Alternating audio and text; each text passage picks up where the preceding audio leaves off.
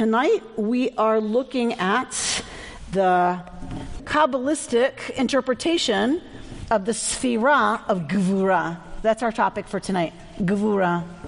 What did we study last time together, y'all? We studied Chesed. So if you look at page 77 of this looking packet, if you draw a circle around each of these is a Sphira, right? We've talked about the Sphirot. So you see the three upper Sphirot. What we have talked about, and we talked about this at the first time we were together and a little bit last time, they are kind of the ethereal, a little bit more, a different kind of way of thinking about things. Last week we looked at Chesed, right? And this week we're looking at Gevura. All right, someone tell me what Chesed is about. Loving kindness. Loving kindness. I'm not going to spend a lot of time on loving kindness right now because you can't really, if you start with loving kindness, you can't really talk about Gevura without talking about its relationship to Chesed. So we're going to talk a little bit about Chesed tonight by definition. Because the other Sphirot that we have at the top of this, first of all, we have Ein Sof, nothing. And then we have Chokhmah, wisdom, and Bina, understanding. We have the system where these, according to the Kabbalistic system, are kind of related. That's kind of one realm, right? Now we're coming in, so there's 10 Sphirot, right? Chesed and Gevura is the first time we really have a relationship because these three are split off. So if you look at your list that I'm showing you on 77, right? Put a circle around the top three. Keter, Chokhmah, Bina are kind of their own thing. Where does it start reaching in and manifesting in the world and in the human being and who we are and what's going on in this crazy business we call reality as we know it? It starts really at Chesed Gevura having a relationship. This is the first place we see a relationship. They don't talk so much about Chokhmah Bina together. I mean, they do a little bit, but really, this is the first place, Chesed and Gevura are the first place we see a real relationship between things that have been made manifest. Yeah? So you could think of this as ethereal, right? And this is kind of like our lived reality, if you will. Does that make sense? There's some conceptual higher, blah, blah, blah, blah, blah, which is all really important and really whatever. But the real place we see reality begin to be expressed is in the lower 7 Sphirot. That's what we've been focusing on. We're going to focus on the lower 7 Sphirot. We focused on Chesed last time. We're focusing on Gevura now. So we're going to look at a definition of Gevura, but what I want you to pay attention to is this is the first relationship. This way, laterally, between energies, characteristics, forces, ways of being in the world. The first lateral relationship is between Chesed and Gevura. All right, Amy, you're going to stay close to your notes here. All right. One thing I wanted to make sure we point out is if you go to, I found this fascinating, if you go back to the front page of the packet that we were just referencing, because I don't want to miss this, and I missed it last time. So I did say last time that if you take the combination of the 10 Sphirot and you make a double helix spiral out of it, you get the DNA from the Jewish perspective of what's going on. Right? But if you look at actual DNA is a pairing of a few things. It's only the pairing of a few letters, 4 letters, to each other. And the same 2 letters always pair together. This is what scientists tell me is actually real. Why is their understanding any more legitimate than our understanding? They're both legit. They're both real. You're going to tell me there's a letter, blah, blah, blah, that always corresponds to letter, blah, blah, blah, and this one always corresponds to that one, and it's just about how those pairs mix up, right, is to what makes up our genetic code. and that's what makes each one of us unique. So what I want to say to you is that there's the same understanding in Kabbalah, that there are some pairs that match up, and because of the way they get mixed up and complicated, go back to that thing we were looking at before in 77, Chochmah Bina, like that's in the upper realm, so we're going to take that pairing out. Chesed Gevura Netzach Hod. Those are the 4 letters of the genetic code according to the Kabbalists. Those are the 4 letters. Those are the relationships that get switched around and changed around and influenced by other things, including anomalies, right? That introduce something a little crazy and new. But those are the 4 letters that make up the double helix of reality for the Kabbalists. That's what I'm suggesting. That's what David Cooper is suggesting in God as a Verb, I think, right? I mean, he may have said 10, but I mean, it's the same way science says, it's really the same couple of things relating to each other, but in a bunch of different crazy ways that makes us who we are as unique human beings. Why is it a leap for us to say there's some undergirding, underpinning things that are actually part of reality, that the way they interact together makes us who we are as spiritual, emotional, psychological, emotional beings? Why would it be any different? Yeah? All right, I've lost a lot of you. It's okay. I'm coming back. But I just wanted to point that out, first of all, for the scientists in the room, also for people who are like, what does this have to do with anything that's actually real? Well, what does the pairing of all these other things have to do with anything that's real? Oh, look under a microscope and you see. Guess what? Look at someone really closely and you can see their pain. You can see their joy. You can see the fragmentation, the brokenness. You can see the hope, the talent, the whatever that's latent, that they don't even know about because something else has been too active for too long, right? All right, so I'm going to stop there with that. We're going to God as a Verb, page 90, says my notes now, to keep me on track and on time. God as a Verb. I have no idea.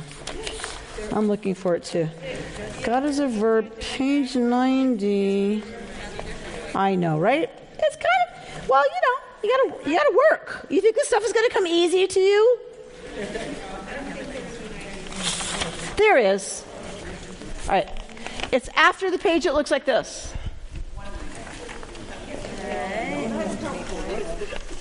The page after the one that looks like this. Yeah? Got it? Okay. So just gently flip that over, because look, it's all going to be okay. It's all okay. It's all okay. We're okay. It looks like this? It looks like this. This. Exactly. So we looked at the left side of that page, which is page 90. Amazing how that works. And we go to the word at the beginning of the second paragraph. Yeah? Gevura. Gevura is the quality of contraction and restraint. What was last time we talked about? What was chesed? Loving kindness, openness. Openness, loving kindness, giving, flowing, no judgment, amazingly accepting of everything. Gevura is the quality of contraction and restraint. It stands in opposition to generosity. Restraint is the ability to say no, even when social pressure is brought to bear. Gevura represents universal justice as well. It understands that everything impacts and has repercussions. The tendency of Gevura is to be excessively conservative, preferring things just as they are. Uncontrolled Gevura is stifling. It does not allow for any movement. It is strictly conformist, unspontaneous, rigid, and hypercritical. These two poles work and interact with each other. At times we are drawn more by our generous spirit. Other times we withdraw. The system is dynamic and continuously fluid. We all have tendencies to lean one way or the other. Yet we are under the influence of many variables, thus nobody is ever 100%, can you get that? Predictable. All right, a little bit about Gevurah there. All right. I gave you another handout, this one that you got tonight. It should say Gevurah, strength, yeah? All right. We're going to spend some time here. Yeah? Loving kindness. Oh, you know what? I'm tired of hearing. No, I have to do it because otherwise we need a microphone. So, but Justin said he gave me a microphone so that we could have someone else read. It's ready to go. Thanks, Jana. Read these first two highlighted paragraphs, would you please? Loving kindness is the sole trait of maximum tender-heartedness. If that were the only quality that we brought into the world, if we were totally loving, giving, caring, generous, we'd be like loving jellyfish blobbing around without form or structure. To be functional, the softness of love needs to be balanced with form and definition, the qualities of Gevurah. Gevurah isn't easy to translate into English. It does mean strength and is sometimes used to refer to brute strength, might, power, and even severity. But it also has connotations of restraint, discrimination, limitation, discipline, judgment, discernment, the ability to draw lines, and strength in judgment, all of which are aspects of this soul trait. All right, so we're talking, we've talked about the poles, that things have poles, that it's not that one or the other is ever appropriate. It's more of one or less of the other is appropriate, right? And so now we're talking about the relationship between chesed and Gevurah. We could talk about Gevurah on its own, but because we've already talked about chesed, it's hard not to talk about, right? Gevurah and chesed in relationships. So Gevurah, strength, restraint, discrimination, limitation, discipline, judgment, discernment, rules, boundaries, sometimes stopping, cutting off, right? It means, right, some limitation, which is in direct opposition to chesed, the lovingness that we need to have in the world to be gentler, more loving, more patient, more generous people from spirit, heart, mind, everything, resources, everything. They live in a constant pull back and forth, which is that diagram when I said it's the page after this. The page before the page after this was that pull. It's always a balance, right? These things aren't absolute. It's about moving between them always. All right. So I love this, that there was a cartoon that was labeled The Surrendered Mom. So that's your next highlight. The Surrendered Mom. Drive you and 6 friends to the mall? Why, I'd love to. You need $500 for a beanbag chair? Well, that sounds like a plan. You're quitting middle school? Well, you know best. You get it, right? Like unbounded chesed leads to really terrible things. It's not a good thing, unbounded chesed. We can't live in the world like that. It creates, if you raise teenagers in only chesed, it creates completely self-absorbed, narcissistic, spoiled, entitled adults. And that doesn't happen in our world right now in West LA, does it? Yeah. All right, drop all the way down to the bottom of the page. Laura Diamond. Would you read, please? There are innumerable entry points to examining Gevurah, and I want to focus here on only one important one that plays in all our lives, our capacity for self-restraint. A conventional definition of might is the strength to overcome an opponent. Traditionally, in the Mussar approach to Gevurah, our attention is refocused onto the strength needed to overcome ourselves. Okay, so Gevurah is not just about like how I put it out there. Like I'm going to set some limits, and you can't call me after this time, and I have a vacation notice on my email, even if I'm checking it all the time. Like it's not just about putting it out there. It's about the restraint. A lot of times, Gevurah has to be exercised against ourselves. I don't know about you. For me, it's I am going to turn off HBO right now. Because showing some gevura against my own desire right now to live into entertainment or whatever else I want, right? Recreation, because I deserve it. I work hard. I deserve recreation, right? But a wise, evolved set of working back and forth between all this stuff says, okay, that's great, Aim. Yeah, you deserve some entertainment. How much do you deserve a working day tomorrow that doesn't feel like pain every step of the way? So Gevurah is about, it's not that it's opposite to Chesed. It's not that it's unloving. It's saying sometimes we have to exercise boundaries. We get it when we read the mom thing that we have to give teenagers and children boundaries. Duh. Well, what about when it's not just out there, it's in here? I have to set some boundaries. I have to exercise some, and I'm not just joking. I'm not being flip. It's real Gevurah.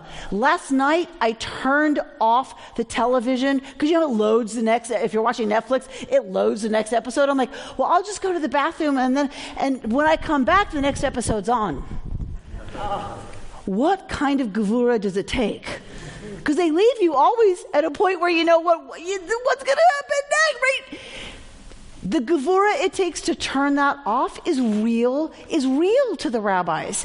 They understand it. They get it. They understand that it's a struggle for us. And I'm giving you maybe a simple and trite example, but come on, we do this all the time. But what am I going to give away, right? And where do I say no to myself, which is really hard. It's really hard to say no to the chesed or just, little child joy, I want part of ourselves. It's really hard. Sometimes I tell myself my mom would tell me to go to bed. What a great mom you must have had, Laura Diamond.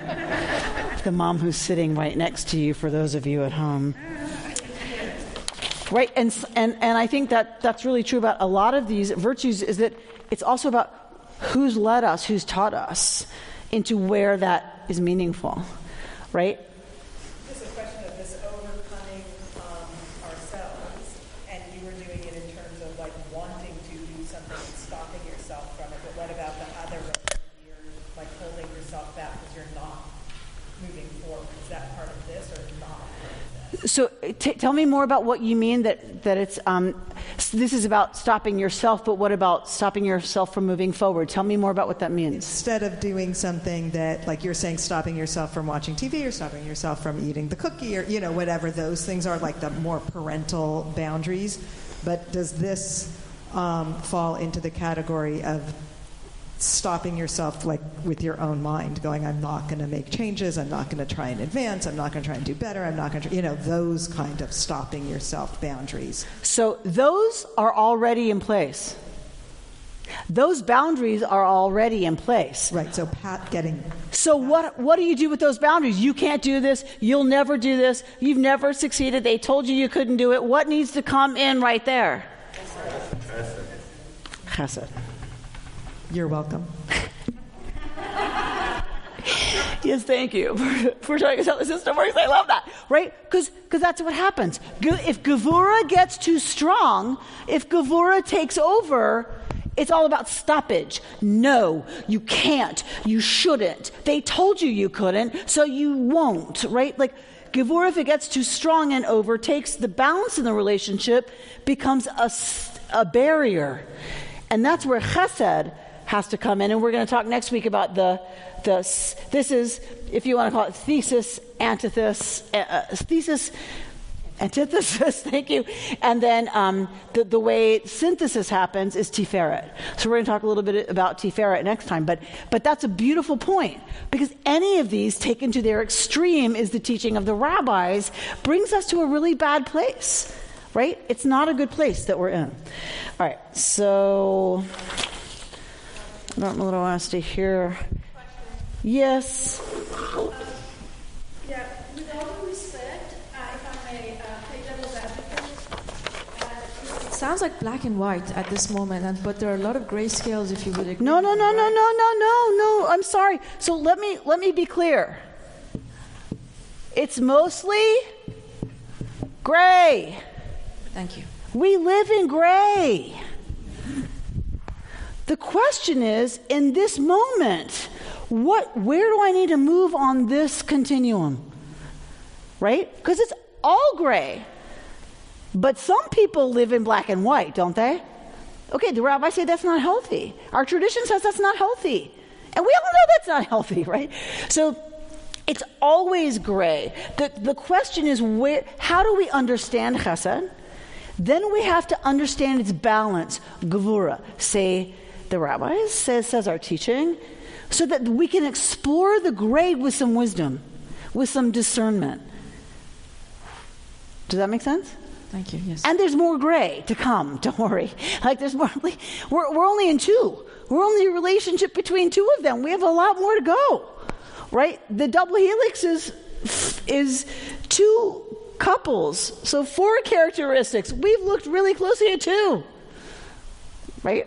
So it's going to get more complicated. Aren't you happy about that? All right, did I see another hand about something we need to stop and address? All right.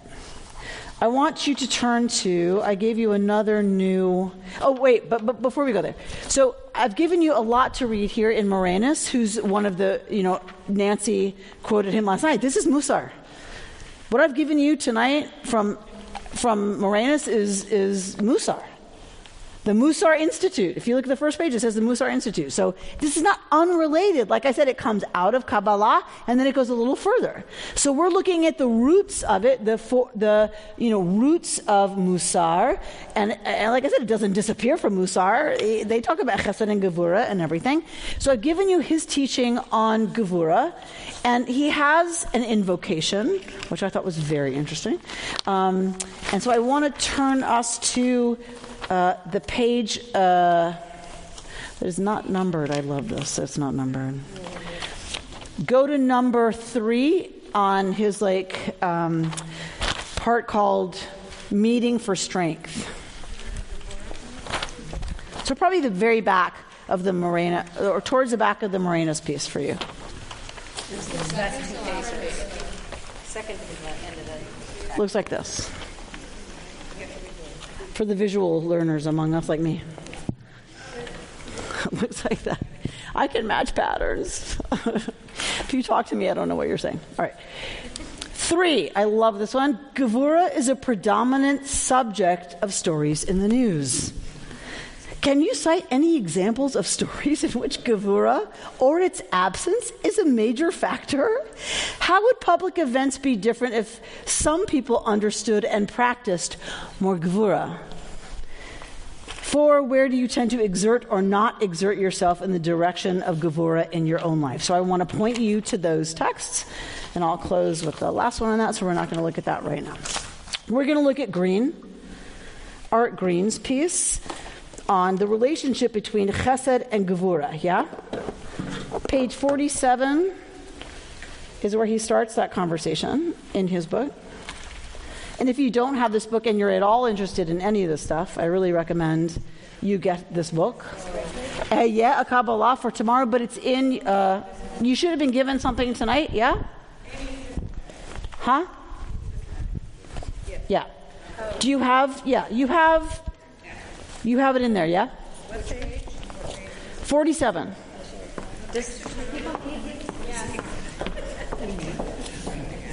Yes. Rules of divine attributes. I'm sorry? Chesed and Gevura are divine. So the question is, are Chesed and Gevura also divine attributes? And we participate in them. They originate in the divine. The divine manifests in us. And so for the Kabbalists, it cannot be any other way than, of course, they're in us because we are manifestations of the divine. Gevura would never be the negative thing. Speak into the mic if you would. So it makes the podcast. Hold on. No, so if it's a divine attribute, then the human participation in Hesed and Gevura is participation in the divine. So what may be faulty or rigid or in some senses negative at the human level is transcendent in the divine level. Beautifully said. Yes. So Beautifully said. So microphone. what is imbalanced in us between, let's say, the relationship between chesed and gevura is perfectly united in the divine. Yes. And I would say as a Reconstructionist, but what is the divine outside of what we're doing? Like, does it matter? Like, if the divine is reflected through us into this reality, capital R, yes, in the image of in the minds of the Kabbalists, in the divine, it is all, of course, a balance. But lived out in reality, capital R, not so much. And so what I'm interested in is how do we explore our relationship to what it means to even come close to touching the idea of a balance in ourselves and in our families and in our tribes and in our cities and in our lives. And becoming divine. Yes. Becoming more like the divine, which is what we're always striving for, right? That's the goal, is to reach that balance more often, more frequently, more internally, more systemically, to reach that balance. Absolutely. Always so beautifully said. It's so great to have a philosopher and a historian of this stuff in the room. Psychological versus the metaphysical. I don't know if it's the psychological versus the metaphysical. I think for the rabbis, they weren't separate. They're not separate. They're related. You can't separate the metaphysical from the psychological because, right, that what is the metaphysical manifests for us in the psychological, and vice versa. I mean, like... It works. I mean, if you get too taken away by the psychological, you have to remember the metaphysical. If we get... Right. So exactly what you're talking about, izun, balance between the metaphysical and the psychological. Absolutely. All right. You were just putting on your glasses. Okay. You were afraid I was going to call on you, right? All right. So 47, right?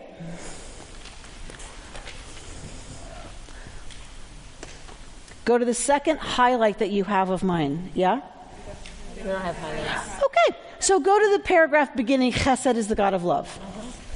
Chesed is the God of love, calling forth in us the response of love.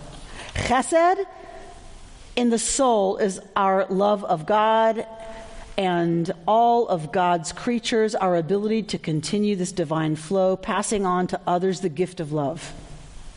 Gevura represents the God we fear, the one before whose power we stand in trembling.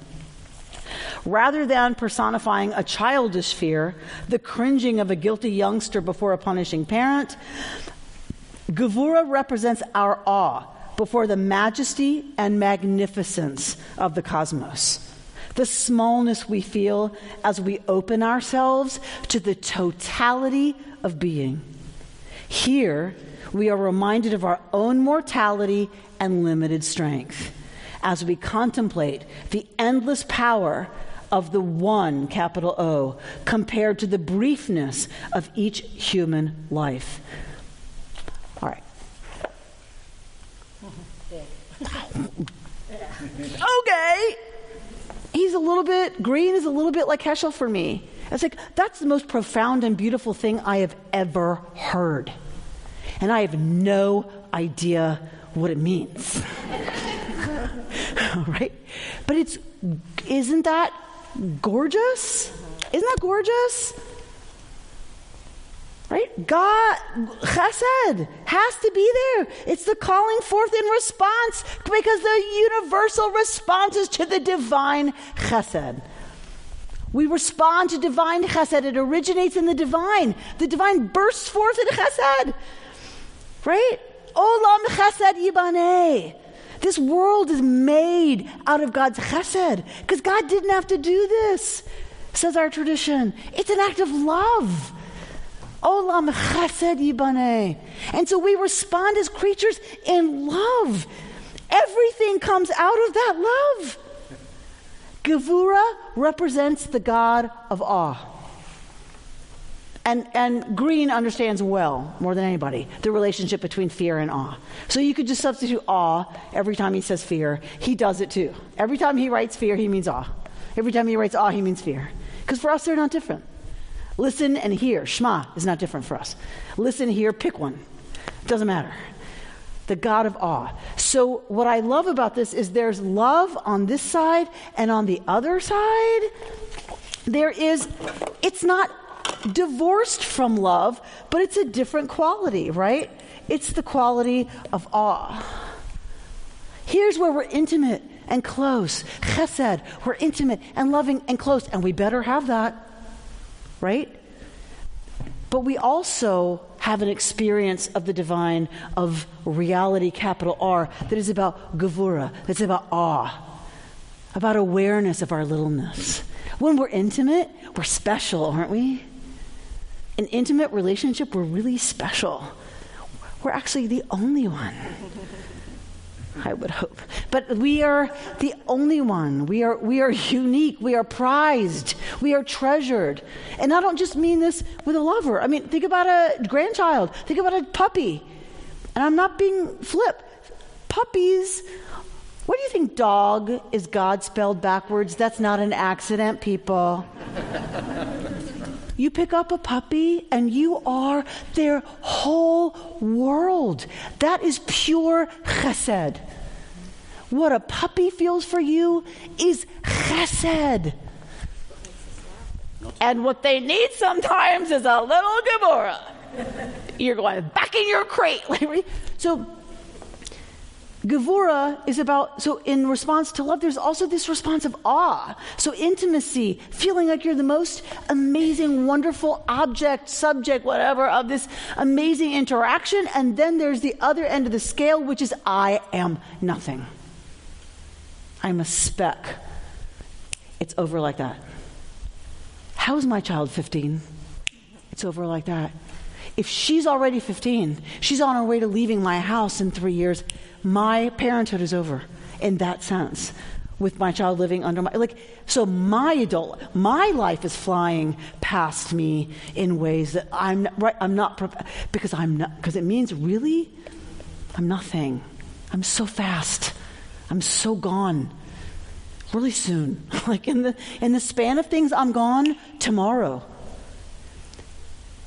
That's the balance of chesed and gevura that Art Green is exploring right here, which I think is really, really important, and another way to talk about it and think about it. And let's go over to 49 at the bottom of the page. Someone willing to read? Kayla will bring you the microphone. How about a man reading? Christopher will do it. Last paragraph, Amy? Yeah, here we have one of the most important moral lessons of Kabbalah. Judgment untempered by love brings about evil. Power obsessed with itself turns demonic. Evil is not some distant force. It resides within each of us, as it exists in the cosmos as a whole, the result of an imbalance of inner forces. Neither the world nor the self can do without gevura, represented in the person by self-restraint, strength of character, and the knowledge of how to act appropriately in any given situation. We constantly must ensure, though, that enough love and compassion break through these restraints, or else we're in grave danger of harming ourselves, and hopefully not our puppies, those around us, upsetting the balance of our own inner lives. Anger in particular is frowned upon by the Kabbalistic ethos, which always wants us to lean toward the right or chesed side of the self, making sure that our love remains strong and is free to flow. All right, so what he's doing here, we just talked about, one balance he did between chesed and gevura. The other one he's doing here, the move he makes here, is because chesed is aligned with compassion. So what do you think gevura is aligned with? Judgment. What's deserved. In Hebrew, it's din. At the high holidays, we are always working to move God from kisei hadin, from the throne of judgment, to the throne of compassion. Because if din happened, I don't know how many of us would be left standing. I wouldn't. I can tell you that for sure. If we got what we actually deserved, right, what would be fair, I wouldn't be standing here. But because we have a reality that has compassion built into it, it's like, okay, You made a mistake. It's okay. This week was a bad week. You didn't earn it this week, okay? But there's tshuva built in, compassion built in. So Green is saying here that, gevura is necessary. You need boundaries. You need judgment. You need discernment. You need to know how to act. But this with no boundaries, if people really got what they deserved, what would happen? Evil. Interesting. That for me, that's an interesting trajectory. If we really let Deen go uncontrolled by rachamim, by compassion, if people really got what they deserved, there'd be a lot more evil in this world. Because people deserve to get punished. If I was taken to task every time I speak to my daughter in a way I shouldn't, if I really got what I deserved, but she has a lot of rachmanis for me. So does my partner. So my partner might take me aside gently later and say, you really talked to her in a way that was not okay. And I know you've had a long day, and I know it's been a hard week, and I know you're carrying a lot, and a lot of people are dying. I get it. If I got what I deserved right after every interaction, I wouldn't be standing.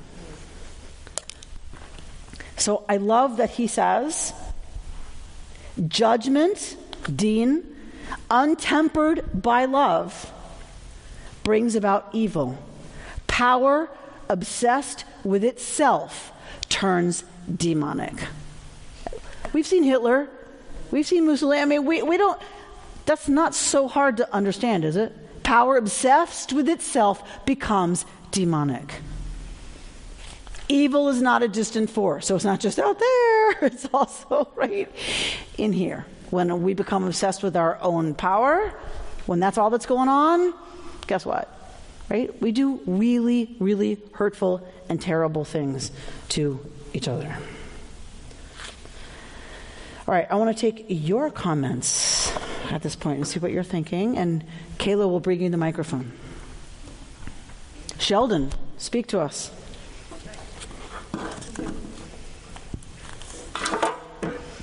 I was thinking that most people are somewhere in the middle, probably a bell curve.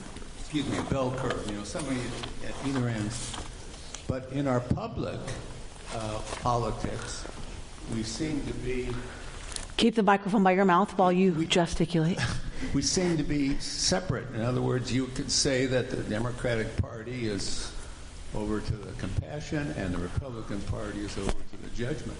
And politically, at least today, we've separated into these two peaks. Why is that? So someone came up to me after last night's talk and said, it seems to me, Rabbi, that the Democrats are completely hateful, judgmental, angry, searching for any kind of thing they can't get a hold of because it's not there. Why does all the vitriol come from the Democrats? Why is that? Why are they so angry at this president who has a better economy and a better situation for more Americans, who's been honest about Israel, who's been what is the... So the exact question you asked got asked of me last night the other way.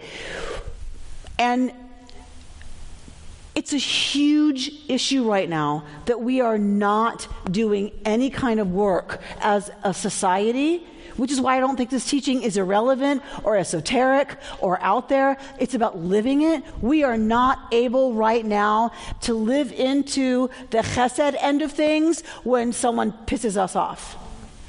Because they're in a political, on the political spectrum in a certain place, we completely shut down chesed, which in that case I would call curiosity, like Nancy Fuchs-Kramer said last night.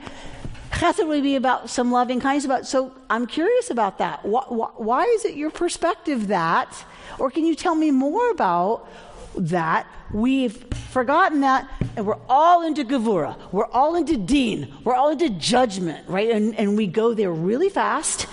And so because each of us does that on each end of the spectrum, well, what's that going to cause? Everybody's over here. Everybody's in deen and in judgment and in gevura. And the boundaries are so rigid that we can't even hear each other across opinions or lines or whatever. And I think I might have shut you down from saying something else you wanted to say. No, I agree with you. And it's really troubling to me. And I think that's why these teachings, and I think, Amy, you're here tonight because you heard Nancy last night and wrote me and said, this is what we so need right now. I wish the sanctuary was filled with triple the people to let's really talk about this. Because are we really ready to do this? And what does our tradition have to say about how we might shift from one position to the other without giving up our integrity? That's the piece. I think we live over here on din and judgment and gevura and whatever, especially in our political times and in our public conversation, because we think that's where I can stay in my integrity. And that will defend all the people over here on the side of Chesed who need my help. Or that's how I feel anyway, right? As a liberal Democrat. That there's so many people who are not being protected. They're vulnerable. They're out there. And so I'm going to lean into Gevura every time I talk to you because you are forgetting these people who need our Chesed. And it's like, Amy, how about you needing to manifest exactly what you're saying needs to happen for other. Well, how about you manifesting that for the person standing in front of you? That's what our tradition calls us into. That's why it's not esoteric, it's not a philosophy, it's not nice ideas, it's about actually living a really difficult life of being called to, checking out all the time, how am I doing? But we have to have a vocabulary, which is what I said to you from the beginning. I'm not asking you to buy the mystical system. I'm not asking you to buy Kabbalah. I'm not asking you to buy any of it.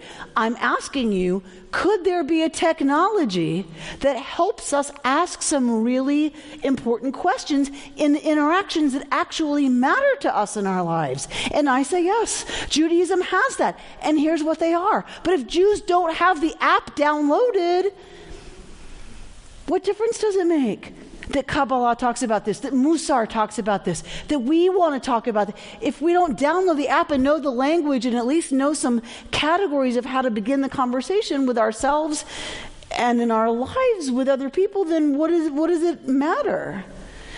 There's a hand over here. Laura Diamond and, Gabby first. She had her hand up, I saw that a long time ago. My challenge with this concept right now is who is making the category, because my reaction when I read about how anger is opposed to Hesed, when I feel angry, for me that's closer to Hesed than it is to Gevura. For me it's about injustice, which I can see. It's all so connected that I'm having trouble seeing them as separate at all. Right. So is purple more blue or more red? It's not oppositional, right? It's that if you combine red and blue, you get purple. Then you take a purple and say, describe the purple. It's not just purple. Is it a reddish purple? Is it a bluish purple? Right. So we were here until 10:15 after the last class talking about this, and Gabby is an amazing, astute observer of who's imposing language, who's imposing categories, what do they mean, why does it matter, when really, yes and yes and yes. So all of this is just a way to start exploring, can I parse out in any given situation, in any moment, some of what's happening in a movement, in a problem in our society? Can I start to parse out and articulate and start talking about, is there an imbalance somewhere here? It's not the only grid. We have more Sfirot to go. We have 5 more to go. And then we have the interactions this way, across, and then triangle across and down. What does that mean? When you get red and purple, Tiferet, what does that mean? And what does that look like? And what does that feel like? And where do we need to bring that more together? So I'm not saying that, and I think Kabbalah actually reinforces what you're saying, and so does the Mussar tradition. It's not that compassion and judgment are opposite. It's that they are in relationship. which is what you're pointing out. When I get angry that people are being stomped who shouldn't be, it's my love and chesed for them that makes me want more gevura. So the trick is, so what does that mean? I think my challenge is seeing it linearly in any capacity, but I don't have an answer for how to not make it linear. Okay, so I'll show you how. Because the rabbis also conceived of it this way, that from Ein Sof come all the other sfirot. So then if you put chesed here and gevura here,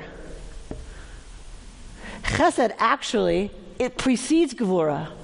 So chesed emanates out into gevura. It's necessary counterpart, it's necessary balance, that it isn't linear. For some, like the thinking is this, it goes this way. Yeah? So as your point about we think integrity lives in the judgment side and the gevura side, and I wanted to ask you to sort of play that out, where if you're going to move towards that gray, towards the chesed of the person that you're talking to that you might have. I said, I just want to be clear before you finish, that we think our integrity is on the deen side. So my question is, where does it live? If not there, how do you have that integrity? How do you feel that you still have whatever integrity you have while holding the chesed for whatever person you are struggling not to feel judgmental of? Like, where is that possible? Is it not connected to that? No, it's totally connected to that, because otherwise this doesn't matter. If it's not connected to that, it doesn't matter. I don't care about it, right? So the integrity, I think, lies in constantly being willing to discern, where am I on this continuum? Am I being pulled by reactivity? Or am I being pulled by, I've really given this a lot of thought and a lot of consideration, and I have to say, here's where I draw the line. Right? Like, integrity is about making sure we're doing the spiritual work of checking out where we are and checking out why we're about to say what we're about to say, or why we decide is it from. And look, there's times where chesed has to give way to gevura. It has to. Right? There's times, though, that gevura has to take second place to chesed. And it's up to us to do the constant work of discerning which is called for when. And we make a lot of mistakes. But our tradition says, okay, so you wake up tomorrow, and you go, okay, thank you, God. I'm here again, a manifestation of all of the sfirot and all of their interactions, and help me figure the flip out, because it's not easy. But that's the work. If it were easy, right? And I don't know if I'm getting to your question, but there's not an easy answer to that. Every single situation calls us into, where do I stand in my integrity? If I balance what I really believe is the measure of gevura needed right here with the amount of chesed that's deserved right here, which is all the time, where does that put me? Because usually we just don't do that. We just react. So we just make, right? And so a spiritually mature life is about saying, I'm aware of what's contributing to how I'm going to react or respond right now. I think maybe since we didn't define integrity, that might be part of the problem. In your first comment, I think integrity was about whatever my opinion might be, or I believe X and this person believes Y.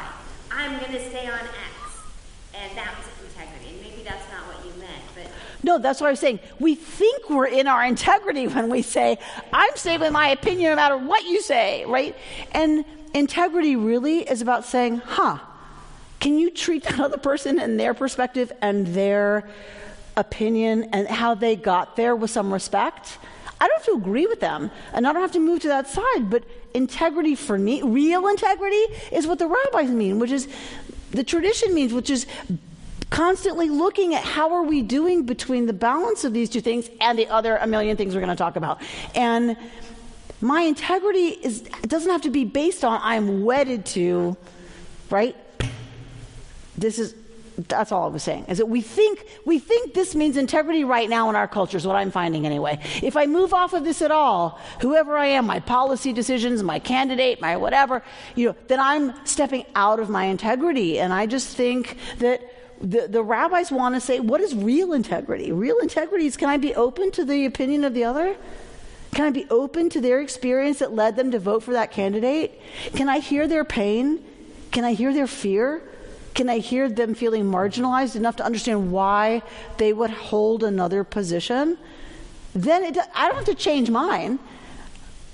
But that's real. I think the tradition says that's real integrity. So the comment I was going to make is the definition of integrity is wholeness. Okay, and I think part of the problem that we're having with this, with the way this is being presented, is it looks like it's a zero-sum game. In other words, when you have Gevurah, you're losing Hesed. And when you have so then I've miscommunicated Gevurah, because the whole thing is about balance, right? And a moving scale. But in balance, when you think of balance, you think of a scale going up and down, and it isn't. Okay? It is. It's a wholeness of you have to combine the two, right? You can't have one or the other. Okay. Yes.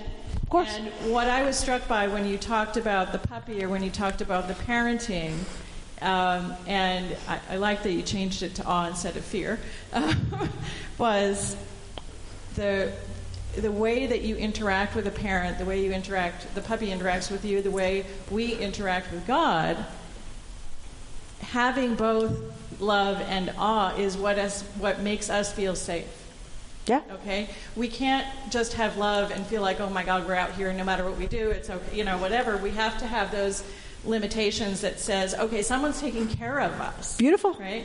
And at the same time, we have to be free to, express ourselves, etc. So I don't look at it, like I said, I like the circles better than the scale paradigm, because I think both have to be there all the time. Good. Excellent. Wonderful. Hand? Milka?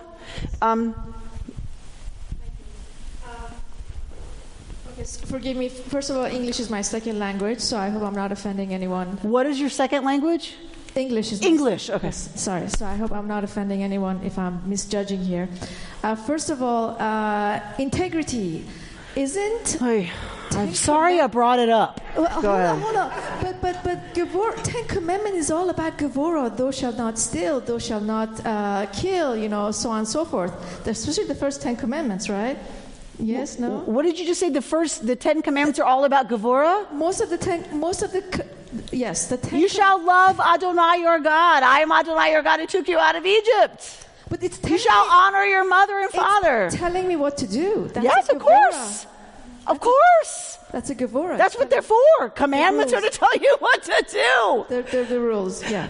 Okay. And then the other thing I was going to say is that judgment. Do we mean confinement? Because to me, judgment has a lot of positive to it. To me, judgment is about intelligence. It's about intuition. It's about safety. It's about making a decision.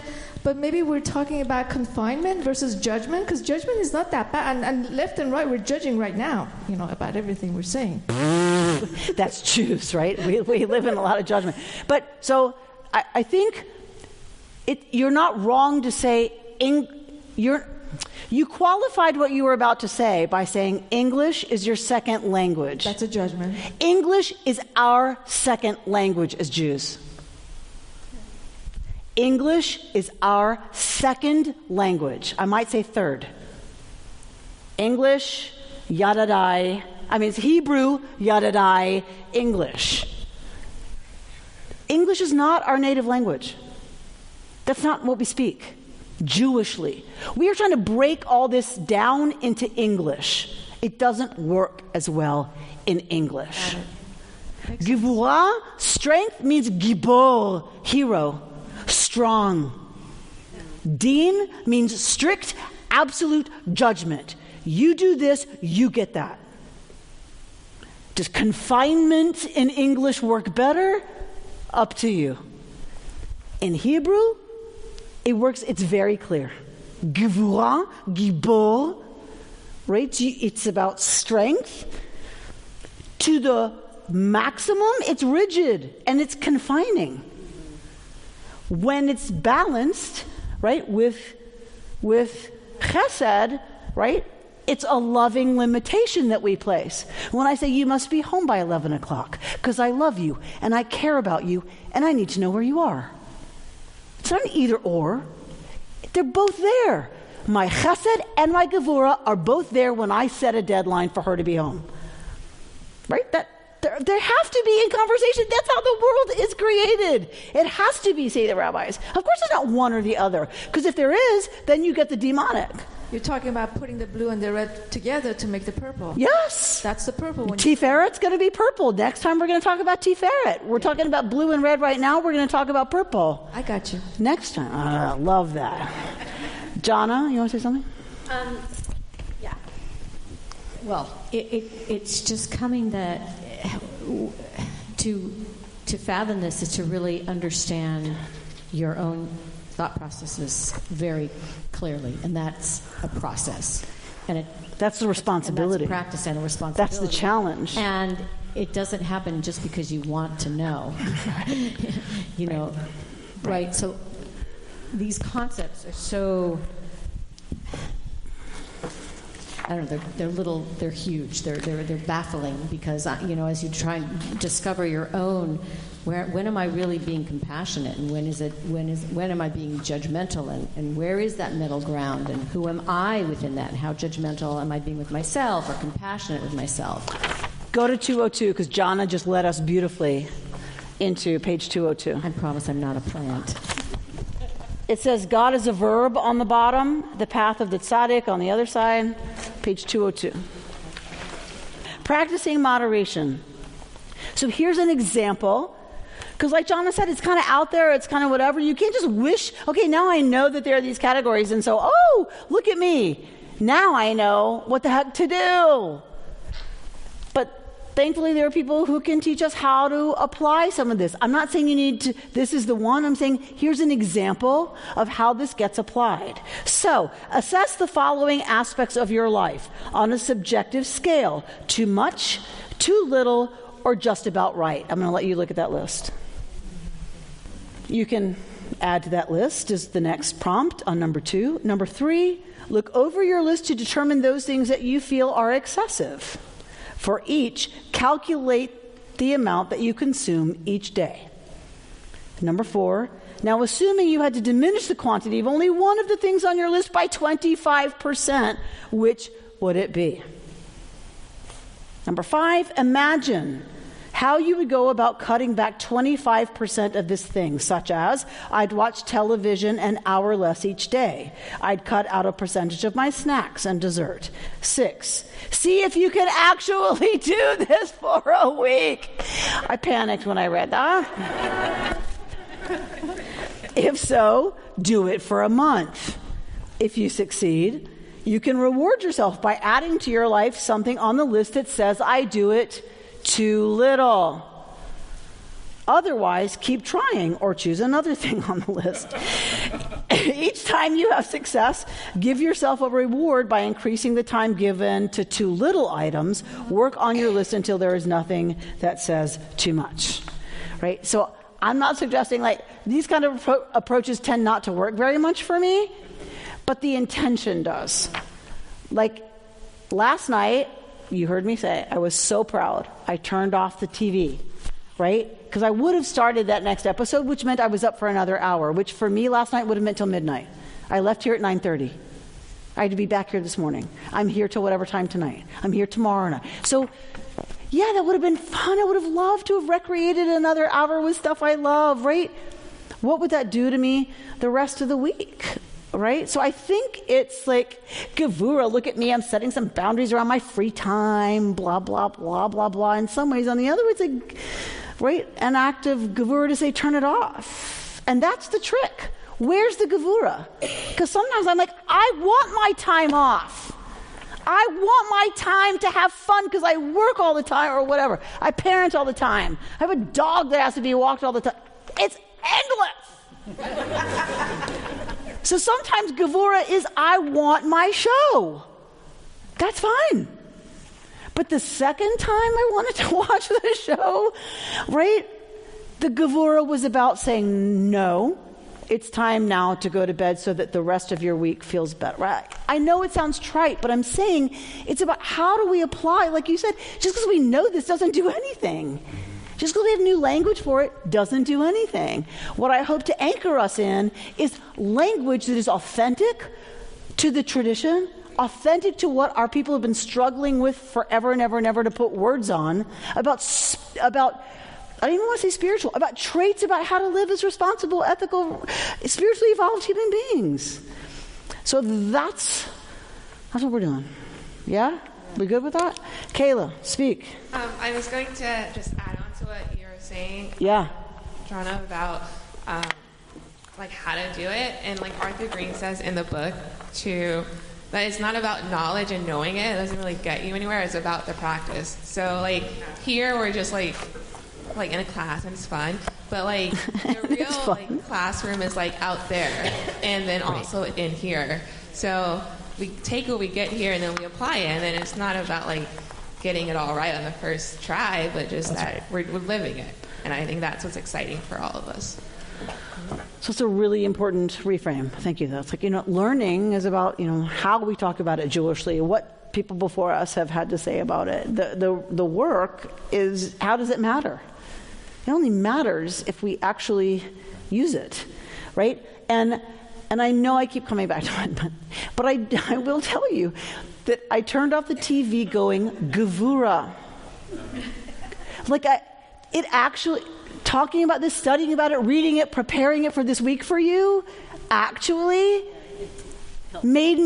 helped me make a decision that I wouldn't have made if I were just being lazy about what I want, right? Or just what comes naturally. And that's kind of the point. If we focus on it, if we talk about it, if we lean into it, it has the opportunity to help change what we actually do in our lives. And that's the only reason to be talking about it, say the rabbis. They don't live in a monastery where we just study this stuff, right? To be looking at our navels and say, wow. And I'm not denigrating that in any way. I'm saying the rabbis were about, okay, so how do we use that to live with the dog? Right? My daughter came in, I was tired, I came in, I hadn't seen her all day. I come in, she's like, don't even talk to me. And I'm like, what? The dog stopped and ran, dragged the leash through someone else's poop, and now don't even talk to me. That's the world this stuff belongs to. Do you know what I'm saying? Like, for the rabbis, if you're sitting on a mountaintop meditating all day, you don't need a lot of this, frankly, right? There's a midrash that says the angels went to God and said, you're giving Torah to them, to those apes. You're giving the most precious gem in the universe to those animals, to those monkeys. And God looked at the angels and said, what, do you steal? Do you murder? Do you covet your neighbor's wife? I don't think so. What do you need Torah for? Right? This stuff that we have is written for real human beings living real lives. And the challenge is, can we really stop and take the time in the moment to apply any of what we're talking about? Right? And I'll close with this image that some of you in the room will recognize. So, and we do yoga twice a week, some of us in this room. And so here's the posture warrior 2, right? So we're in warrior 2, and this is the strong leg. This is the leg that's taking everything on, right? This is the softer side, the receptive side, right? And so always when I think about this stuff, when I think about it in body, I think about, so here's Gevura, here's Chesed, right? Well, guess what? Gevura gets really tired. And our instructor says, lean into your back foot. Leaning into the back foot takes some of the pressure off of this leg, off of the strong leg that's doing all the work. And then when you're like, okay, I'm still dying because you have us in this way too long. She's like, yeah, so can you sit with that? Can you sit with the fact that your front muscle's burning? Can you pull into your back foot? Can you settle down? And can you breathe through all that? That's kind of the work.